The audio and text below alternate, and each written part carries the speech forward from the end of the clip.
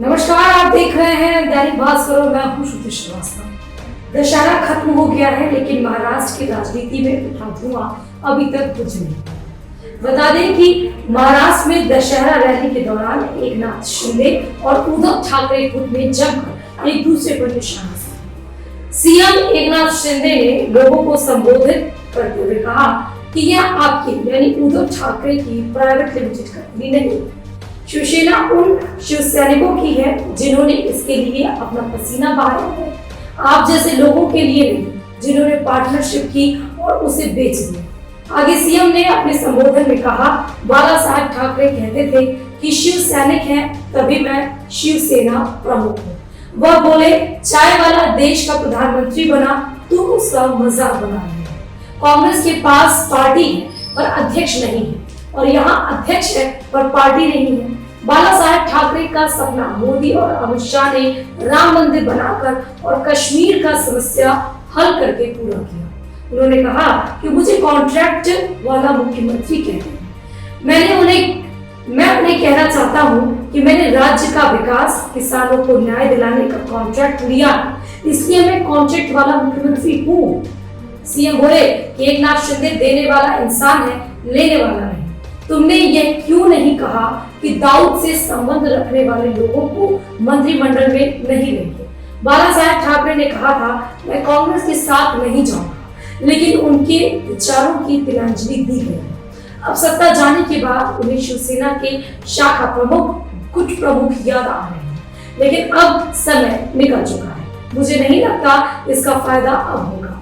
तुम work from home करने वाले लोग हो और हम वर्क विदाउट होम करने वाले लोग हैं। सीएम ने कहा, उद्धव ठाकरे ने अभी सभा में मुझे कटप्पा बोला। कटप्पा स्वाभिमानी था, तुम्हारे जैसा दो मुहा नेता नहीं था।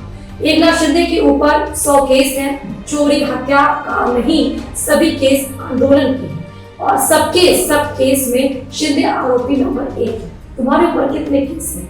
वहीं उद्धव ठाकरे ने अपने मन से शिंदे का जवाब देते हुए कहा, जिन्हें हमने सब कुछ दिया उन्होंने हमारे साथ विश्वासघात किया, और जिन्हें कुछ नहीं दिया वे सब एक साथ हैं।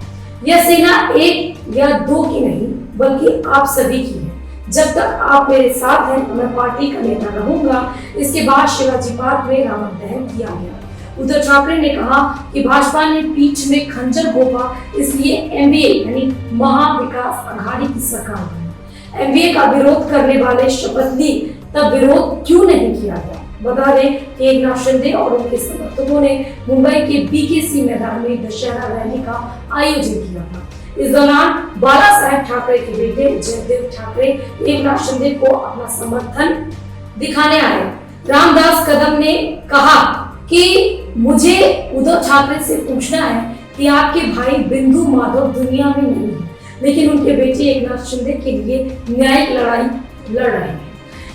जयदेव ठाकरे, राज ठाकरे ने पार्टी छोड़ दी है। जब तुम अपना परिवार नहीं संभाल सकते तो राज क्या संभालोगे? उधर मुंबई के शिवाजी पार्क में उद्धव ठाकरे ने दशहरा रैली की।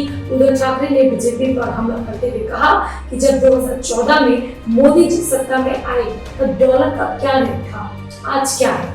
सुषमा स्वराज ने कहा था कि रुपया गिरता है तो देश की इज्जत गिरती है। उन्होंने कहा कि अमित शाह गृह मंत्री हैं कि प्रचार मंत्री हैं, समझ में नहीं आ रहा है। सिर्फ सरकार गिराना उनका काम है। अमित शाह कहते हैं कि शिवसेना को जमीन दिखाओ, हम जमीन पर हैं। आप सिर्फ चीन से थोड़ी जमीन वापस लेकर दिखाओ, जो हिंदूवादी है सामने आए, हम अपना हिंदुत्व बताते हैं, वो अपना हिंदुत्व बताए। उद्धव ठाकरे ने कहा, मेरे प्रेस कॉन्फ्रेंस में अजीत पवार साथ बैठे थे, कभी कान में नहीं बोले, कभी माइक नहीं छीना। वो बोले, मैंने कांग्रेस एनसीपी के साथ रहकर औरंगाबाद का नाम संभाजी नगर किया, उस्मानाबाद का नाम धार शिव किया, किसानों का कर्ज माफ किया। मैं लड़ने वाले बाप का लड़ने वाला बेटा हूँ। मेरे हाथ में कुछ नहीं है, मेरे खाली हाथ साथ आप चलोगे। इस पर लोगों ने बोला, हाँ आप साथ तो दो, हम दोबारा आपको शिवसेना का मुख्यमंत्री बनाकर दिखाएंगे। यानी महाराष्ट्र की सियासत खत्म होने का नाम नहीं ले रही। दशहरा के पावन पर्व पे भी किस तरह से एकनाथ शिंदे और उद्धव ठाकरे आपस में लड़ते हुए नजर आए। यहाँ तक कि प्राइवेट कंपनी जो पार्टी लोकतांत्रिक है, जिसमें जनादेश होता है, जिसमें जन का आधार होता है, जनादेश किसी एक को अपना वोट देती है तो वो मुख्यमंत्री बन के आता है। लेकिन शायद राजनीति की गरिमा अब समाप्त हो चुकी है। लोगों को समझ में नहीं आता छींटा कसी कसने में कि आप किसी गरिमा का उल्लंघन कर रहे हैं, आप एक तरह से लोकतंत्र का अपमान कर रहे हैं। फिलहाल महाराष्ट्र की सियासत में आगे क्या होगा, पल पल की अपडेट्स आपको देते रहेंगे और फिर देखते रहेंगे।